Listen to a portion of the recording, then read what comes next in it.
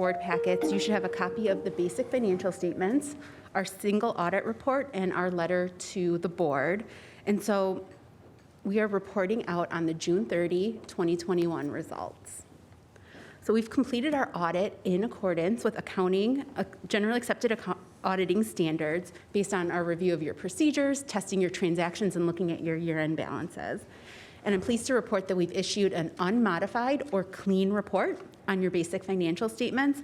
And really what this means is, as a result of our testing, we identified no material adjustments to the financial statements. Then in addition to our basic financial statement audit, we also completed an audit of your federal programs. And this year we focused on the Coronavirus Relief Fund, which was a new federal fund that the district received. And I'm pleased to report we issued an unmodified opinion on your federal awards as well.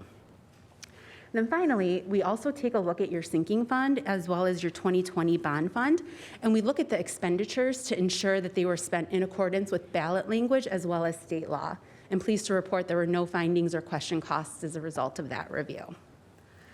I did want to place an emphasis on the Certificate of Excellence that the district receives. So the district completes an annual comprehensive financial report, and not many districts complete this report. And there's a lot of extra effort that goes into these financial statements, and there's a lot of great information in the statistical section that has 10 years of data.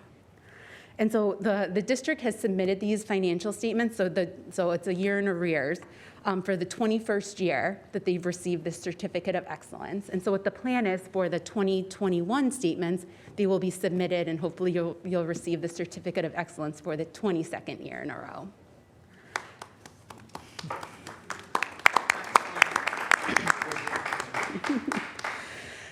Okay, so before we dive into the historical results, we're historians by nature. I do want to go over where we've been from the last year and a half to where we are today. So, about a year ago, I think we all were breathing a collective sigh of relief when the anticipated shortfall in the school aid fund did not come to fruition. And if you recall, it was anticipated at $650 to $700 per pupil reduction. And so for your original 2020-2021 budget, you budgeted with the worst case scenario, a $700 per pupil reduction in your revenue. So really what happened was, as the state got more clarity over the summer months, they realized that the impact wasn't as significant as they expected.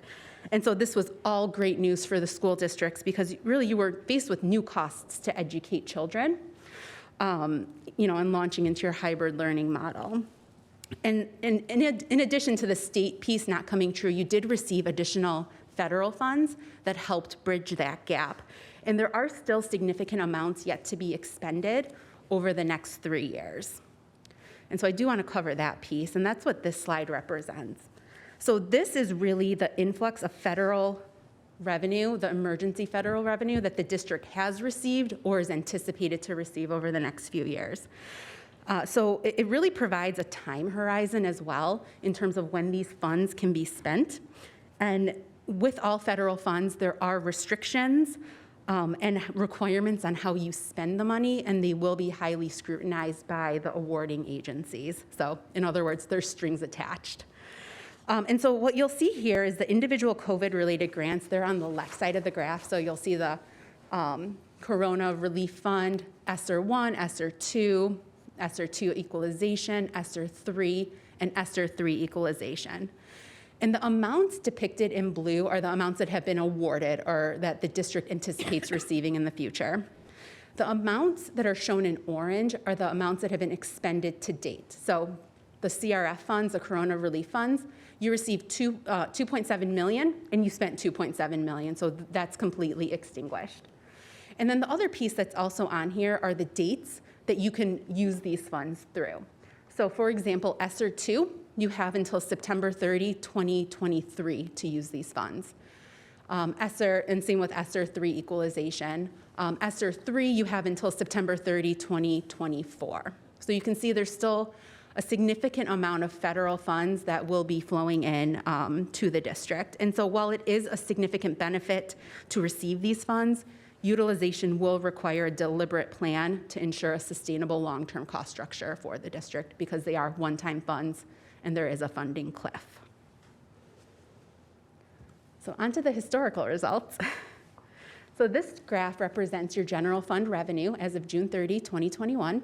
And so of your $97 million of revenue that the general fund received, about 50% comes from state sources. So this is your foundation allowance as well as your state categoricals. And about 39% come from your local sources, which would be your property taxes.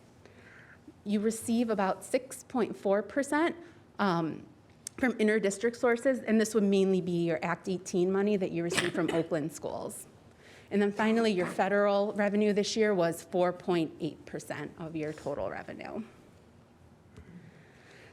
Now, this next slide looks at your general fund expenditures by function, or essentially by department. And so as expected, the district, of the $95 million of expenditures, the district had 72% spent in instructional support, and pupil services, essentially money spent within the classroom. And then the other categories, the percentages are pretty similar to the previous year. Now, this next graph takes those same general fund expenditures, but looks at them by object, essentially how you spent the funds. So as expected, again, being a service organization, the majority of your expenditures are going to be for salaries at 48% and employee benefits at 34%. Now, this next slide shows your, like how we came up with the fund balance. So when you take your revenues of $97 million, less your expenditures of $95 million, you had a $1.6 million addition to your general fund balance, bringing your fund balance as of June 30, 2021 to $22.5 million. And then the fund balance then is broken up into various components. So about $300,000 is considered non-spendable, so money you've already spent, prepaids, inventory type items. And then you have 2.6 of assigned fund balance. And what this number represents is the adopted 2021-2022 use of fund balance, leaving unassigned at $19.5 million. Now, this next graph represents your retirement funding, or MIPSR's expense. And it represents the expense that the district has incurred over the past 10 years. So you can see it is a significant expense to the district and one that continues to grow. And so in 2021, the gross amount that the district contributed was just shy of $23 million. Now, the state does subsidize some of this amount. So the actual out-of-pocket, the district the net amount was about $15 million. But the one trend, like if you look at the rate, it continues to go up about 1 or 2% a year, and that is what is anticipated for the foreseeable future, that it will increase about 1% each year. So, in closing, the district does continue to operate very well and is organizationally sound.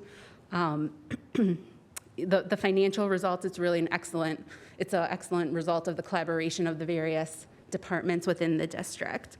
And so, while your state funding has been set for 2021, 2022, school funding continues to be fluid. So, we really encourage you to focus on, thoughtful decisions with that long-term vision in mind. And so I do want to thank Tina Kostick and Karen Hildebrandt and the entire business office for their assistance during the audit. We encountered no difficulties in performing our audit. So thank you. Thank you.